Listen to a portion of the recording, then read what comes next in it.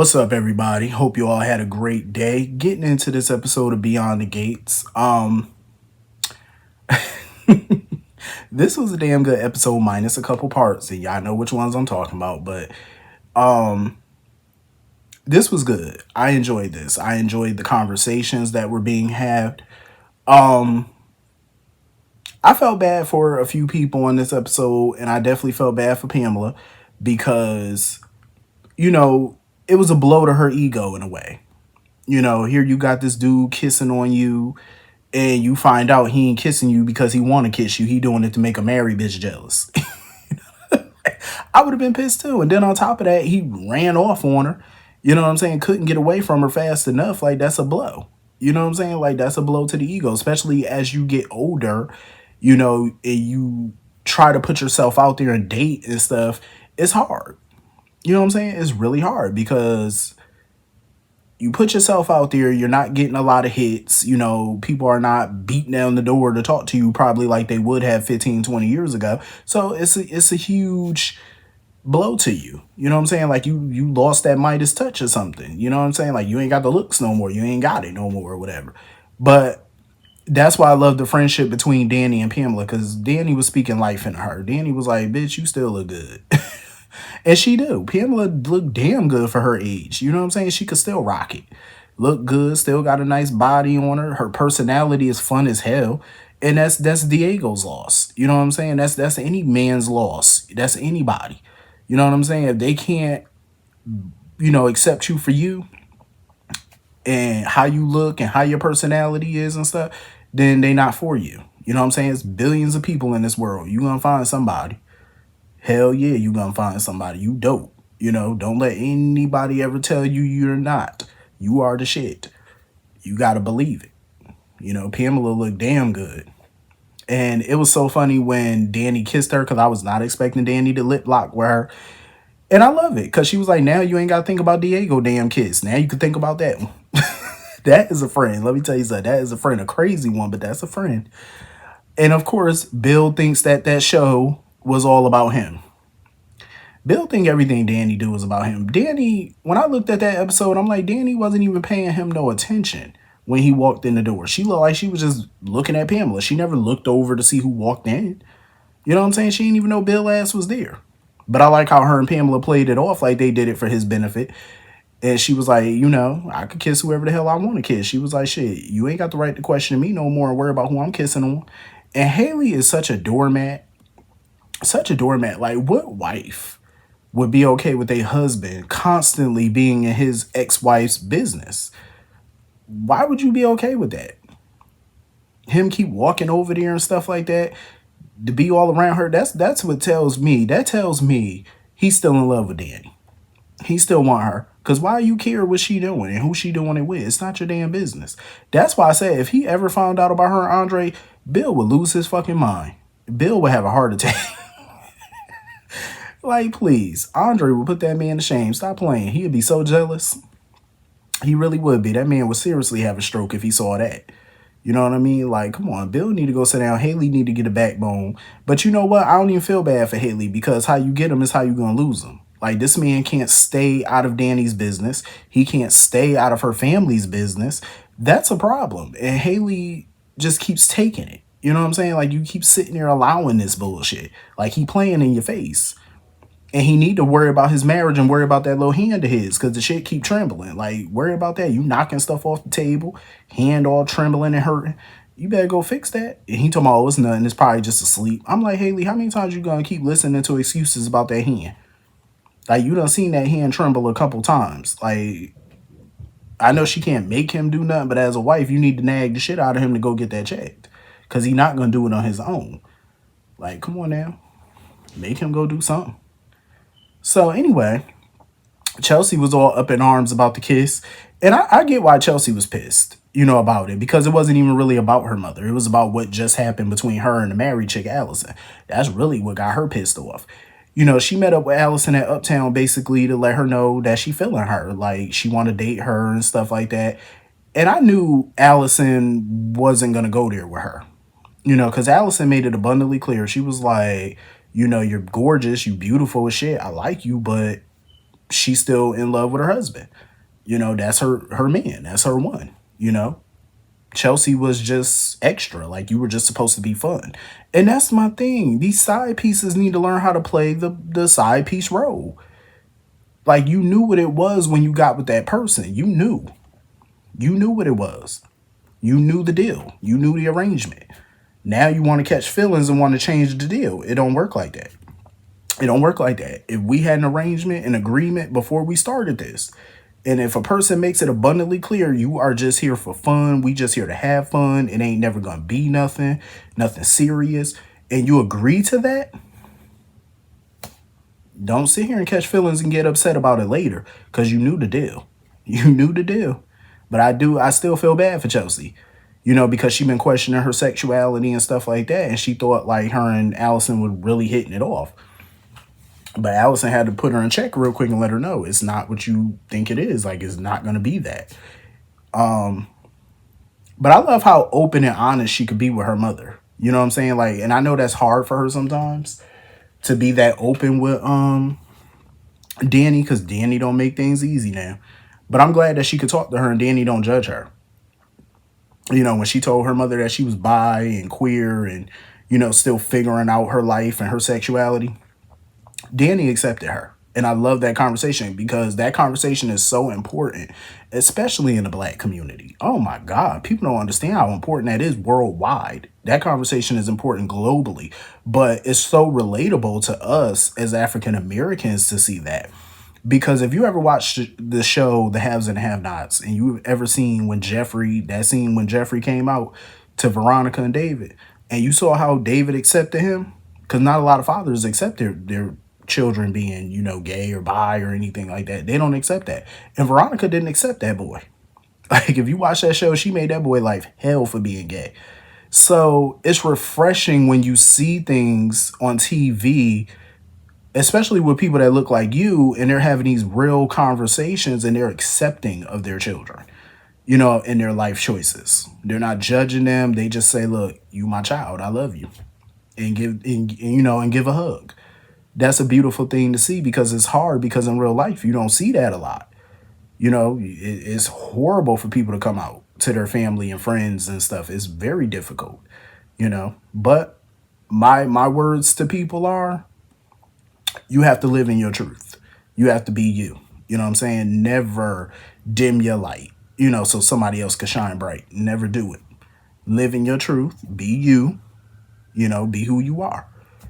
And I'm glad so many people are starting to do that, because it's a rough world out there. Yeah, you're going to get talked about by some people. You're going to get, the death stare from people. Some people might even cut you off. But you know what? Anybody that walk out your life, let them go. Let them go, because you can't live your life for nobody else. You can't pretend to be something that you're not just to please others. You know what I'm saying? You get one life to live. Live that shit. So I was very happy with these scenes with Chelsea and Danny. It was beautifully done. It was very beautifully done. I'm glad she's accepting of her daughter. But I also love the conversation, like I said, that Pamela and Danny was having, because as far as Andre and whatnot, I feel like Danny really wants something with Andre. I think she does. But I think she just trying to figure out her life outside of marriage, outside of bills. She just trying to figure out who she is again. She just got out of a 30-year marriage. But I feel like if she really want Andre, she need to go for it. Like, she need to tell that man, listen, I'm ready to be exclusive. Because the way she was laying in that bed and rubbing that side, that empty part of the bed where he normally would lay, that was sad. And the way he was in bed, I said, wait a minute, Andre got a bed? Where the hell does Andre live? Because we don't ever see Andre home. He always everywhere but his home. I said, oh, Andre got a bedroom set? I said, okay, Andre, you actually got a home. He be everywhere but there. He was laying in bed by himself, looking at that empty spot in the bed. He ready for a relationship, and I think Danny ready. But they just not, communicating that to each other, because she put it out there like, I'm just trying to take things slow and not label nothing. Well, baby, it's not a label. It's time to move on and label. You can't keep playing games, because the last thing I need is for Andre to start hooking up with Ashley. Hell to the no. Because he was working my nerve when he was talking to Ashley. Like basically talking about, oh, I'll go talk to Derek if you want, tell him what mistake he making. That man, I'm so tired of this. Why do everybody keep talking to Derek like he the one in the wrong? I don't see what he did wrong. Yes, the man is sloppy. Okay, he a little junky, he a little messy. Okay, but what did he do wrong? He ain't disrespect that girl. She the one that keep blowing up at his ass every time he do something. That man could breathe and she get an attitude. It's like he didn't do anything. And I feel like they keep coddling Ashley, making it seem like, oh, she in the right. What is she right about? And Andre sitting there talking about, oh, if I was in Derek's shoes, I bet you wish you was in his shoes. Oh, it's nothing you could do to chase me away. Andre, go take a cold shower, please. How you gonna say it ain't nothing she could do to chase him away? She was acting like a total hormonal ass, is what she's been acting like with that boy. Like, granted, like I said, he's sloppy. Granted, his taste in furniture is horrendous. But that's not enough to be treating that man like dog shit. And that's how she been treating him. Like gutter. She been treating that man like gutter trash. That's how she been treating him. Over nonsense. So whatever. I ain't got no sympathy for her boo-hooing. Over there sobbing and boo-hooing. And this dude, Andre, got the nerve to not only ignore text messages from Danny, he's sitting there, playing coy with her on the phone when she wants to see him. I said, Andre, don't mess this up. Like, I know Danny said she wasn't ready for a relationship right now, but to me, in that moment, he showed that Ashley comes first with him. I guess. I'm like, whatever. I mean, I'm not gonna say he being a bad friend, but still, we all know it's more than friendship for him. We all know it. But yeah, she was just being ridiculous with all that. Like, has her and Derek not spoke about the future? It just seems to me her and Derek never spoke about what the future looks like between the two of them.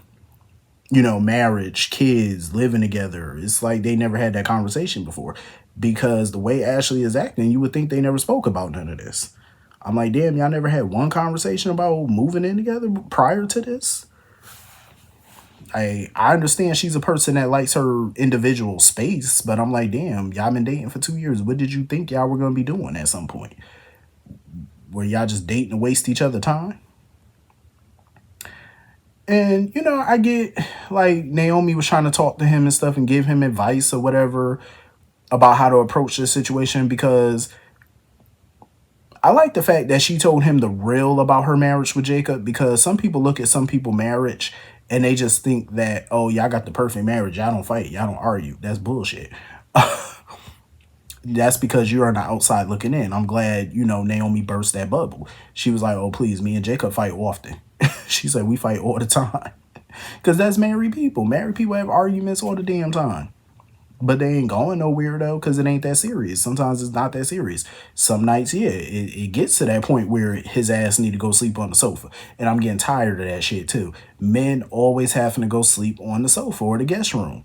Why women can't go sleep their ass on the couch or the guest room? I'm just saying. Every TV show I see is always the women giving the man a pillow. Go sleep on the sofa. I wish the hell I would go sleep on the sofa in my house that I co-own, that I paid for or still paying for. I wish I would. We gonna be sleeping in this bed together. You listen, you be mad all you want to. We just go to sleep mad, but I ain't getting about this bed. I'll be damned. I'll be damned if I do that. As far as Derek go, I feel like him and Ashley do need to break up. And I get it. Like, he feel like it's kind of dumb because it's like, damn, do women really break up with dudes over smelly socks? But he acts aloof to things because the thing is, he know damn well it's bigger than that. She not just ranting and raving over no smelly sock just because you're a little, smelly or you a little junky. That's not the whole reason that y'all are having issues in this relationship. And I can't stand when Derek try to act stupid about it. Like, that's not the only reason. It's deeper than that. And that's why I feel like they just need to go their separate way. Like, leave each other the hell alone, please. They be working my nerve. So anyway, moving on from that. Leslie. Leslie ain't shit. Let me tell you something. As a parent, as a human. The amount of manipulation she does and gaslighting. She really had the nerve to say, "Oh, baby, if I know you did this, but I could help cover it up for you." I say, "You got your fucking nerve. I know you are not trying to pin this shit on her." She said, "I know you did it." I'm like, Leslie, go the fuck on somewhere. And I'm glad Eva didn't fall for that. Eva did not fall for it. Eva was like, "I ain't do that shit. You know I didn't do it because your ass did it." So now Leslie's saying, "Okay, so we both didn't do it." Leslie, shut up. Yes, you did. Um, then gonna sit there and tell her, "Okay, fine, I had to do it. I did it for you. I did it for us because nobody was gonna do nothing for us." Leslie is a conniving ass snake. She knew exactly what she was doing by confessing to Eva, because now that you done confessed to Eva and she done covered up for your ass, that officially makes her an accessory after the fact now. Not only that, but now she got obstruction of justice charges because she lied. I was so pissed when she lied. I said, "Oh my God, Eva, what are you doing?" Because Jacob gave her every opportunity. He said, "All you got to do is tell me, where was your mother at that night? Was she home when you got back to the casino, from the casino that night? Was she there? Do she know how to ride a motorcycle?" Like, he's just asking all these pertinent questions, and you sitting here being blasé about it or trying to dance around it, not answer it, lie about it, whatever. And it's like, Eva, throw that witch under the damn bus. Because now you sitting here not saying nothing. Now you're an accessory after the fact. Because that was your moment to tell him right there. Because Jacob even told her, he was like, if you don't tell me the truth, you could go down with her. If I find out later that you lying, you could go down. You might want to tell me the truth about stuff now. This was your moment. And, Leslie's sitting over there eavesdropping on the conversation. And after he left, this fool gonna come over there. "You do love me." I'm like, oh, God. Eva, I would have been singing like a damn canary. I would have been singing like I was one of the five heartbeats. Okay? I would have told him everything. I would have broke it down in a two-part song. I'm just saying, like, because all you doing is feeding that crazy ass delusion of this woman. "Oh, you do love me. Oh, you was there for your mama." Oh, please. Give me a damn break. Leslie ain't shit. I'm like, putting her daughter in that type of position, you ain't shit. She know it too. That was trifling. That was so trifling. But anyway, that was pretty much the entire episode. Hit the comment section. Let me know what you all thought, and I will see you all later. Peace.